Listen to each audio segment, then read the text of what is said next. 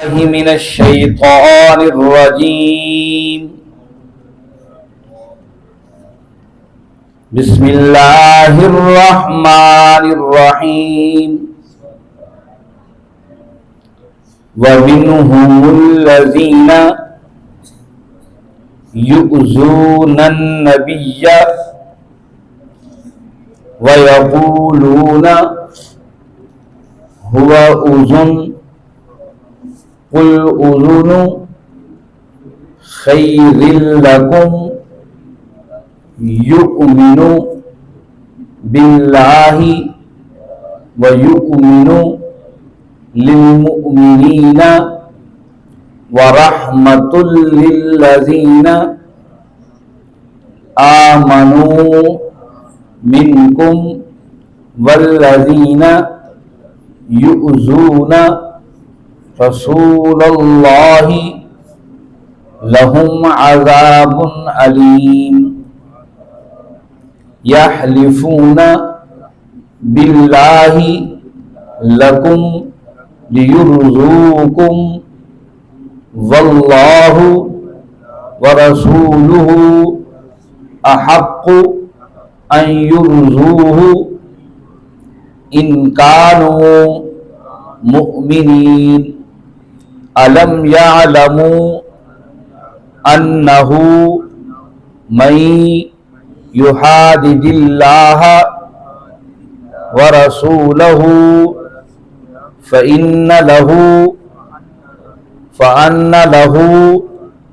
نار جہنم خالدا فیہا ذالک الخزی عظیم. صدق اللہ العظیم. عزیز ساتھیو، تمام حمد و ثنا، تعریف و توصیف اس رحیم و کریم رب کے لیے جس کا رحم اور کرم ہر سو وسیع ہے.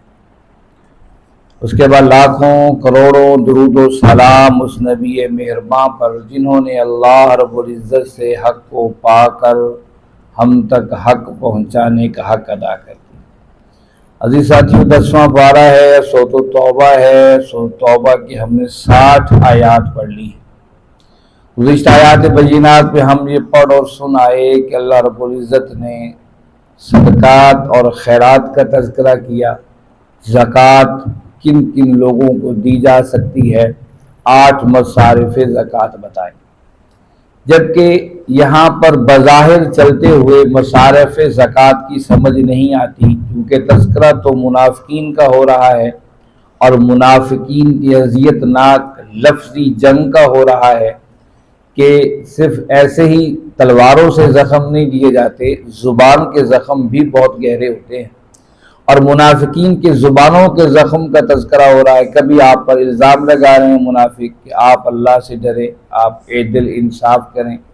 اللہ کے نبی صلی اللہ علیہ وسلم فرما رہے ہیں کہ روئے زمین پر مجھ سے بڑا آسمان کے نیچے کوئی اور بھی انصاف کرنے والا ہے کیا؟ اور بھی کوئی اللہ سے ڈرنے والا ہے؟ یہ ساری باتیں چل رہی تھی، بیچ میں اللہ نے مصارف زکوٰۃ کا تذکرہ کیا. بظاہر یہ بات عجیب لگتی ہے، لیکن قرآن مجید ایک بہترین اسلوب ہے. کیا زبردست ہے کہ یہ قرآن مجید کو پڑھنے والا قرآن مجید سے بور نہیں ہوتا ہے. آپ اگر عام دنیا کا جائزہ لیجیے، یوں سمجھ لیجیے قرآن چلتے چلتے کبھی دریاؤں سے گزرتا ہے اور کبھی پہاڑوں سے گزرتا ہے اور کبھی جنگلات سے گزرتا ہے. یعنی ہر نیچر کے ساتھ قرآن مسلسل ٹچ ہوتا چلا جاتا ہے، جس کی وجہ سے قرآن کے پڑھنے میں ایک عجیب اور مدثر چاشنی ہے. منافقین کا تذکرہ کرتے کرتے شاید آپ اور ہم تھوڑا بورنگ محسوس ہو رہے ہو کہ یہ منافقوں کا تذکرہ ہی چل رہا ہے. فوراً بیچ کے صدقات اور زکوٰۃ کی فرضیت کا تذکرہ کر کے انسان کو مجبور کیا تھوڑا اپنی عملی زندگی میں بھی دیکھے کہ وہ اپنا مال منافقین کیا کر رہے ہیں اور اس کے مقابلے میں مسلمانوں کا کیا رویہ ہونا چاہیے، اور جو صاحب زکوٰۃ ہے کن کن لوگوں پر خرچ کریں. یہ تذکرہ کر دینے کے بعد پھر دوبارہ آیت نمبر 61 سے وہی منافقین کی اذیت ناک تذکرے شروع ہو رہے ہیں. آئیے دیکھیے ان آیات میں کیا ہے. فرمایا اعوذ باللہ من الشیطان الرجیم ومنہم، اور ان میں سے الذین، وہ لوگ بھی ہیں، یؤذون النبیین، جو اذیت دیتے ہیں اللہ کے نبی صلی اللہ علیہ وسلم کو، وہ یقولون، اور وہ کہتے ہیں ہوا اذن، یہ کانوں کے کچے ہیں، نعوذ باللہ استغفر، قل کہہ دیجئے اذن، کانوں کا کچا ہونا، خیر لکم، یہ تمہارے لیے بہتر ہے، یؤمن باللہ، یہ نبی اللہ پر ایمان رکھتا ہے، وَيُؤْمِنُ لِلْمُؤْمِنِينَ، اور اہل ایمان پر یقین رکھتا ہے، وَرَحْمَةٌ لِلَّذِينَ آمَنُوا مِنْكُمْ، اور یہ رحمت ہے ان لوگوں کے لیے جو تم میں سے ایمان لائے، وَالَّذِينَ يُؤْذُونَ رَسُولَ اللَّهِ لَهُمْ عَذَابٌ أَلِيمٌ، اور جو بھی اذیت دے گا اللہ کے رسول کو اس کے لیے دردناک عذاب ہے۔ اب معاملہ یہ تھا کہ یہ صدقات اور خیرات، مصارف زکوٰۃ کے تذکرے ہو رہے ہیں، اصل میں یہ موقع یہ تھا کہ اللہ کے نبی صلی اللہ علیہ وسلم نے تبوک کے موقع پر لوگوں کو مال خرچ کرنے کا حکم دیا۔ تبھی تو لوگ کہہ رہے تھے جناب یہ مال لے لو، پیسے لے لو، منافق آ کر کہہ رہے تھے، عجیب و غریب تعویلیں ہم پہلے پڑھ چکے ہیں، لوگ مال دے رہے تھے۔ اور ایک ننھے سے صحابی ہیں حضرت عمیر بن سعد رضی اللہ تعالیٰ عنہ، یہ بھی مسجد نبوی کے اندر آئے ہیں، عمر کو 13-14 سال ہوگی، یہ بھی مسجد نبوی کے اندر بیٹھے ہوئے ہیں، اور جو ہی کوئی دروازے سے آتا ہے اپنے مال کو لے کر اللہ کے نبی صلی اللہ علیہ وسلم خوشی کا اظہار فرماتے ہیں۔ جو ہی مسجد نبوی کے کیواڑ کھٹکتے ہیں، عمیر بن سعد کو یہ سوچ ہوتی ہے کہ شاید میرا ستیلے والد جلاس بن سوید بھی مال لے کر آیا ہے، لیکن صبح سے شام ہو گئی، اپنے باپ، ستیلے باپ کے انتظار میں، اس باپ نے جسے بچپن میں اسے پالا تھا اور نیکی اور اچھائی کی دعوت دی تھی، یہ نیکی اور اچھائی کا ہی سبب تھا کہ آج عمیر بن سعد مسجد نبوی کے اندر بیٹھے ہوئے ہیں، اور اس امید پر ہے کہ شاید میرا باپ جو لاس بن سوید بھی پیسے اور رقم لے کر آئے گا، اور جو اللہ کے نبی صلی اللہ علیہ وسلم نے پکارا ہے اسے دے گا۔ لیکن شام ہو گئی، ابا تو آیا ہی نہیں۔ یہ آہستہ تھکے قدموں کے ساتھ گھر تشریف لے گئے۔ گھر جانے سے پہلے دیکھا کہ گھر سے باہر بیٹھک سجی ہے اور کچھ لوگ بیٹھے ہوئے ہیں، اور میرا ستیلا باپ جو لاس بن سوید بھی ان میں بیٹھا ہے۔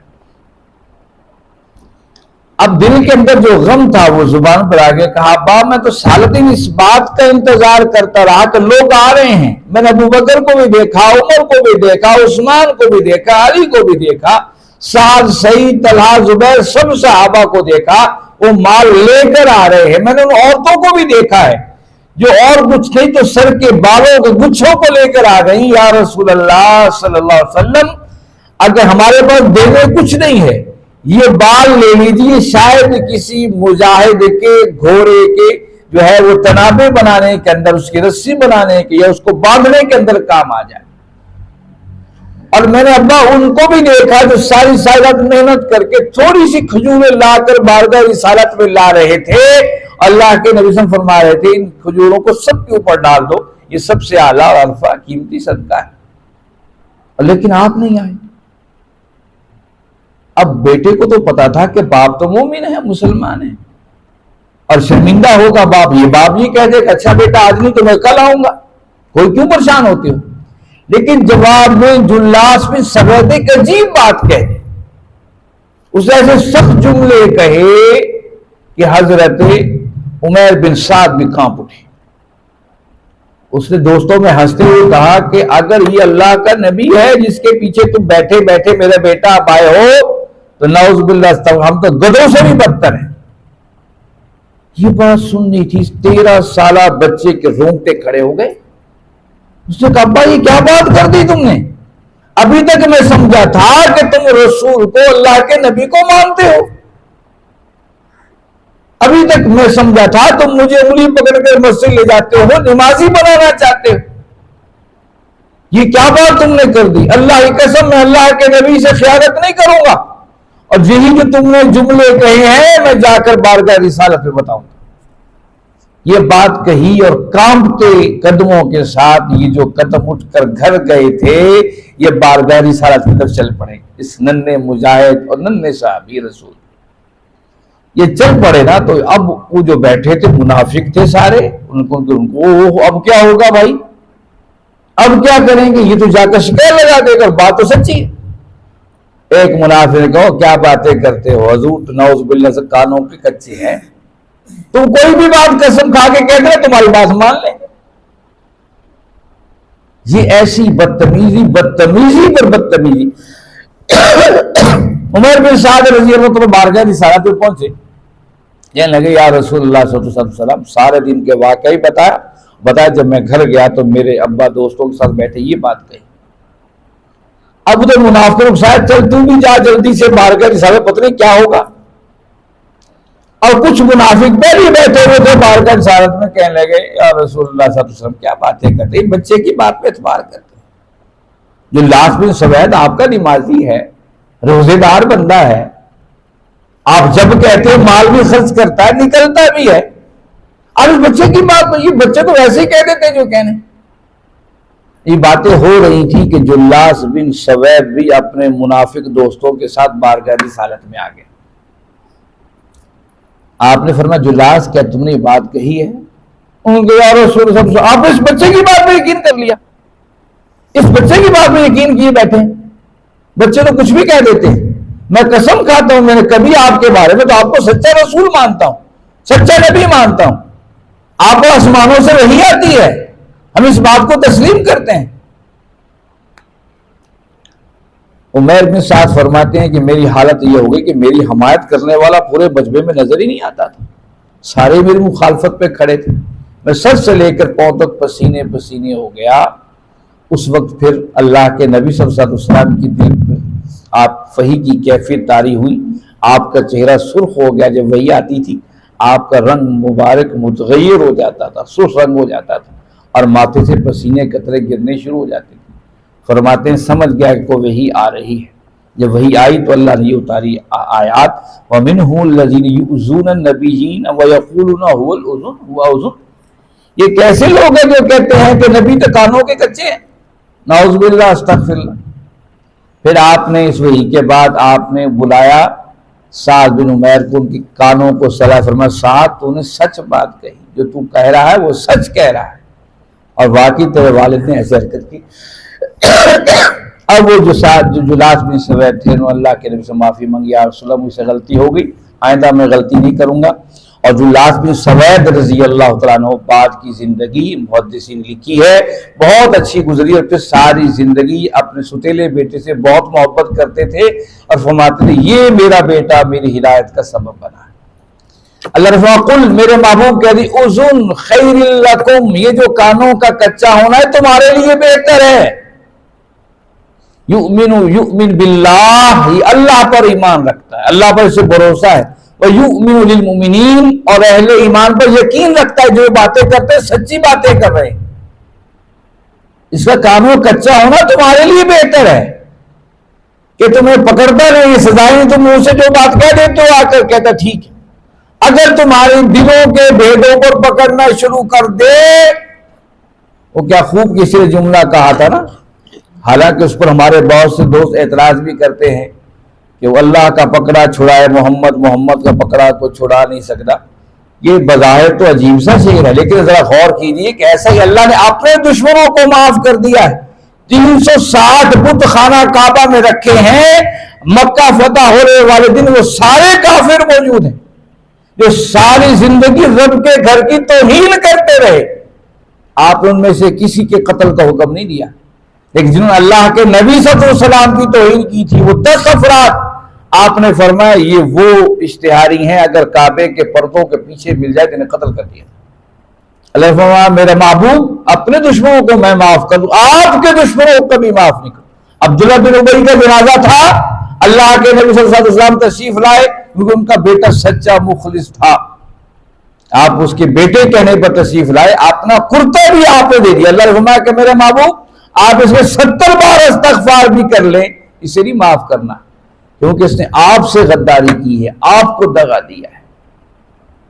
فرمایا کہ حضور تو رحمت ہیں للذین آمنوا منکم، جو تم میں سے ایمان لے آئے ہیں، والذین یؤذون، اور جو لوگ اذیت دیتے ہیں رسول اللہ، اللہ کے رسول کو، لہم عذاب علیم، ان کے لیے دردناک عذاب ہے۔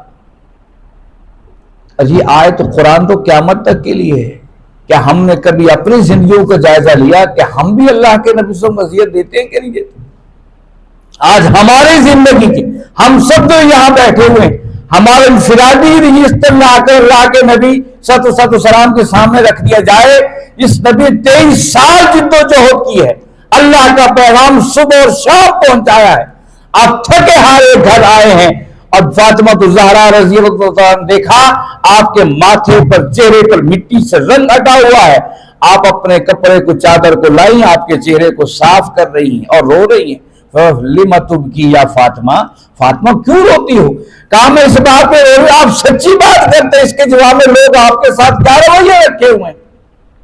اس وقت آپ نے فاطمہ الزہرا رضی اللہ عنہا کتنی زبردست امید دلائی. فاطمہ روئے زمین پہ کوئی کچا پکا مکان ایسا نہیں بچے گا کہ سورج کی روشنی تو پڑتی ہو تمہارے ابا کا دین وہاں نہ پہنچے. ایسا نہیں ہو, ہر جگہ پہنچے گا, پریشان کیوں؟ تو یہ اللہ کے نبی صلی اللہ علیہ وسلم کا پیغام تو پہنچنا ہے, آپ اور ہم تک بھی پہنچا ہے. اگر ہمارے رجسٹر نکال کر بارگاہ رسالت میں رکھ دیجئے کہ آپ اور ہمارے رجسٹر قابل ہیں.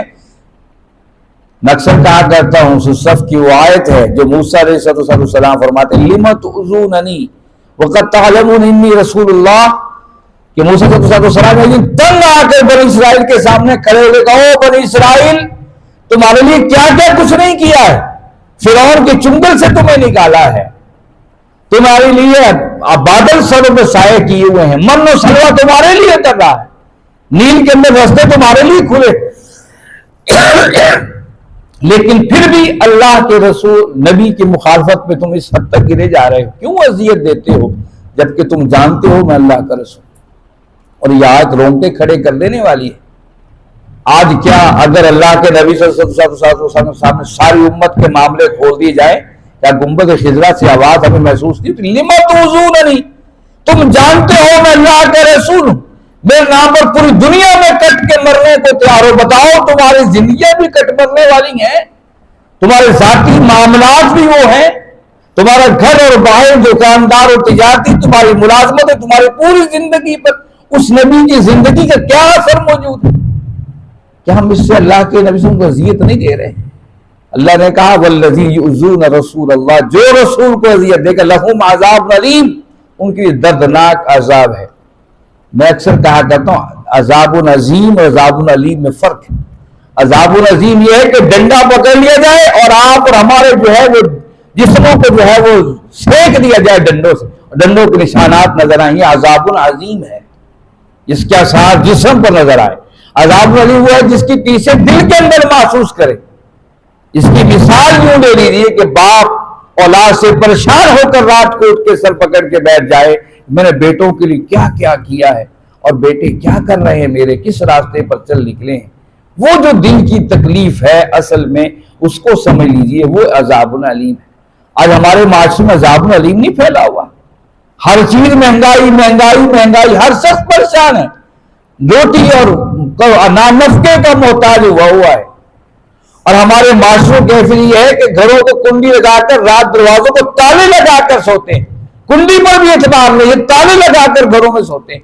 یہ کیا چیزیں ہیں؟ یہ عذاب علیم نہیں تو کیا ہے کہ مومنوں کا معاشرہ تو ایسا نہیں ہوتا ہے. اسلام کا معاشرہ تو پرامن ہوا کرتا ہے. یہ کیوں یہ معاشرے اس حد تک گر گئے؟ یہ ہمیں جائزہ لینا ہے کہ ہمارے اعمال کہیں آج اذیت تو نہیں دینے والے اللہ کے نبی صلی اللہ علیہ وسلم. پھر آگے فرمایا کہ سنو یحلفون باللہ لکم لیرزوکم, یحلفون قسم کھاتے اللہ کی مسلمانوں کے سامنے لکم ہم تو تمہارے ہیں, لیرزوکم ہم تمہیں راضی کرنے والے ہیں, واللہ ورسولہ احق ان یرزوہ ان کانوا مؤمنین. سنو اللہ اس کا سے زیادہ حقدار ہیں ان یرزوہ کو اسے راضی کرو ان کانوا مؤمنین اگر تم مومن ہو. اس آیت نے تو حد ہی مکا دی. اب منافق کیا کہتے تھے قسم مسلمانوں کے ساتھ اللہ کی قسم ہے لوگ اینجی کر دیا اسی نے تمہارے نال ہے.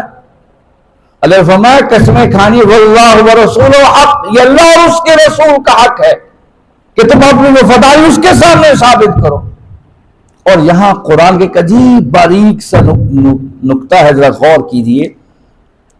یہاں پر اللہ اور رسول دو کا تذکرہ ہو رہا ہے. اللہ اور اس کا رسول دو کے لیے عربی کے اندر ہما, عربی کا صیغہ استعمال ہما ان دونوں کے لیے. لیکن جب کہا یہاں پر ان یرزوہ یا واحد کا صیغہ استعمال، وہ واحد کا صیغہ ہے، حالانکہ یہاں ہونا چاہیے تھا واللہ ورسول حق ان یرضوہما، اللہ اس کو زیادہ حقدار ہے کہ تم ان دونوں کو راضی کرو۔ یہ قرآن کیا اللہ کی کتاب ہے، ہم نے پڑھنا ہی چھوڑ دیا اس کتاب۔ یہ کتاب ہمیں مردوں کی صفوں سے نکال کر زندوں کی صفوں میں کھڑا کرتا ہے۔ یہ ذو واحد کا صیغہ بتایا کہ سنو اللہ اور اس کے رسول زیادہ حقدار ہیں کہ یرضوہ کی رضا صرف چاہیے محمد رسول اللہ صلی اللہ علیہ وسلم، اور حضور کی رضا اللہ کی رضا ہے، اللہ کی رضا حضور کی رضا ہے۔ اس لیے بعض لوگ کہتے ہیں نا جی ہم تو بخشے گنی گناہ گاری کر لی حضور بخشوا لیں گے سانو، ہم حضور کی بخشش کے اوپر بڑے خاموش ہیں۔ یاد رکھو اللہ کی نافرمانی میں حضور بخشوائیں گے؟ اللہ کہتے ہیں حضور تو اللہ کی رضا چاہتے ہیں، اور اللہ اس کے رسول کی رضا تو اللہ کے نبی صلی اللہ علیہ وسلم کی رضا ہے۔ آپ اور ہم بڑے بڑے گناہوں کا پہاڑ سر پر لے کر کھڑے ہوں اللہ کی نافرمانی کے، اللہ کے زمین اللہ کی حاکمیت بھی، نظام بھی اللہ کا ہونا چاہیے۔ آپ کہ میرے گھر کا نظام چلتا ہے، چلے دوسرا نظام بگڑتا ہے بگڑے۔ اسی سوچ کو دیکھیے، 77 سال ہونے کو آئے، ہم صرف اپنے گھر کو سنوارے چلے، نہ گھر سنورا نہ پورا دیش اور پورے مملکت سنوری۔ اللہ اور اس کے رسول کی رضا فرمائے کہ حضور کی رضا کے اندر ہے، اور حضور اللہ کی رضا کے علاوہ کوئی بات نہیں کر سکتے ہیں۔ کیسے بات کریں؟ قرآن کہتا ہے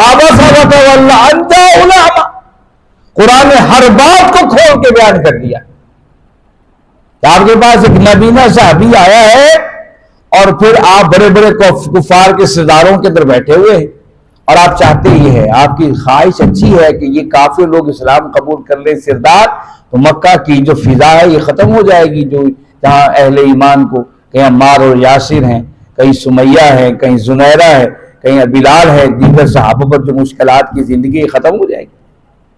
اتنے میں ایک نبینہ صحابی آگے عبداللہ بن ام مکتوم رضی اللہ تعالیٰ عنہ، اب وہ کہہ رہے یا رسول اللہ میری بات سنیے، آپ ان کتاب دیکھتے تو ہیں، ان کی طرف کی توجہ ان کی طرف رکھتے۔ پھر وہ آئے، پھر یہاں تک کہ نابینا تھے، نظر تو نہیں آیا کون کون بیٹھے، آپ کا چہرہ ہاتھ سے پکڑ کر اپنے منہ کی طرف بڑھا، آپ نے تھوڑا سے ماتھے پر سلوٹیں ڈالی، خیال یہ تو بندہ مومن ہے، اس کا کیا ہے یہ، لیکن یہ سردار اگر ایمان لائے تو مکہ کی سرزمین جو ہے اسلام کے مخالفت میں ڈٹی ہوئی ہے سیدھی ہو جائے گی، اتنی سی بات تھی۔ اللہ نے قرآن میں عبس وتولی ان جاءہ الاعمی، میرے محبوب آپ کے پاس ایک نبینہ آیا اور آپ کے ماتھے پر تیوری آ گئی، اور پھر قیامت تک یہ سورت اور یہ آیت پڑھی جاتی رہی، اور صحابہ فرماتے پھر ساری زندگی جب بھی عبداللہ ابن ام مکتوم آتے اللہ کے اٹھ کے استقبال کرتے، پہلے ان کی بات کو سنتے۔ مجھے بتاؤ اللہ کی ناراضگی میں کیا اللہ کے نبی آپ اور ہماری سفارش کر لیں گے؟ اس لیے سوچئے، تصور کو سوچئے، اللہ فرمائے اللہ اس کو زیادہ حق ہے کہ اسے راضی کیا جائے، لیکن واحد کا صیغہ کو یرضوہ، اصل تمہیں راضی کرنا ہے نبی کریم صلی اللہ علیہ وسلم کی، ان کی رضا اللہ کی رضا، ان کانوا مؤمنین، اگر تم مومن ہو۔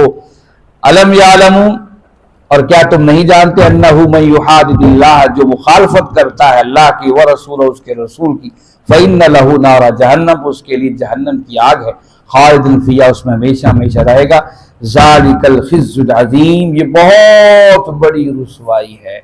دنیا میں تو رسوائیاں ہوں گی جو اللہ کے نبی کی مخالفت کریں گے، لیکن سب سے بڑی رسوائی میدان حشر میں ہوگی، وہ ساری دنیا دیکھیں گی، اس کے اپنے بچے اپنی اولادیں دیکھیں گے، اپنے قبیلے اور رشتہ دار دیکھیں گے، یہ دیکھو فلاں کو گھسیٹ کے لے کے جایا جا رہا ہے، یہ اللہ اور اس کے رسول کی مخالفت کرتا رہا۔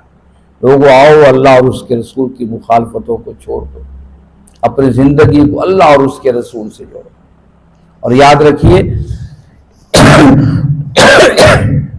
ہم لوگ چھوٹی چھوٹی باتوں مناظروں میں اتر جاتے ہیں، یاد رکھیے یہ اس پر فقہاء اور علماء نے کہا ہے، جب کوئی بھی بات تمہیں کر دے کہ یہ اللہ کے رسول کی بات ہے، اس پر خاموشی اختیار کر لو، بعد میں تحقیق کر کے کسی اور موقع پر اسے متنبہ کر دو کہ یہ آپ نے بات صحیح نہیں، یہ یوں نہیں یوں ہے۔ ہم لوگ موقع پر جب اللہ کے رسول کے نام میں نامی آ جائے، چاہے اس نے جو بھی بات کہی، آپ اسے سن لیجئے اس موقع پر، پھر کسی اچھے موقع پر اسے بتا دیجئے یہ معاملہ یوں نہیں یوں تھا، شاید آپ غلط سمجھے یا نہیں سمجھے۔ تو اس سے کئی مخالفتیں ختم ہو سکتی ہیں، لیکن اصل چیز ہے کہ اللہ اور اس کے رسول کی مخالفت سے بچیے، اپنے گھروں کو اس انداز سے بنائیے، اپنے فیملی کے اندر وہ رویے اختیار کیجیے جو اللہ اور اس کے رسول کے راضی کرنے والے ہوں، جس سے اللہ اور اس کا رسول راضی ہو جائے۔ یہ تو آیت سب ذہنوں میں رکھ لیجئے کہ سفارشیں ایسے نہیں ہو جائیں گی جس اللہ کی ناراضگی کے سبب جو چیزیں بنی ہیں ان پر کوئی سفارش ہماری اللہ کے رسول نہیں کریں گے، یہ ہمیں آیات بتاتی ہیں۔ اللہ رب العزت سے دعا ہے اللہ رب العزت آپ اور ہم سب کو سمجھنے، اس پر عمل کرنے کی توفیق عطا فرمائیں۔ وآخر دعوانا الحمد للہ رب العالمین۔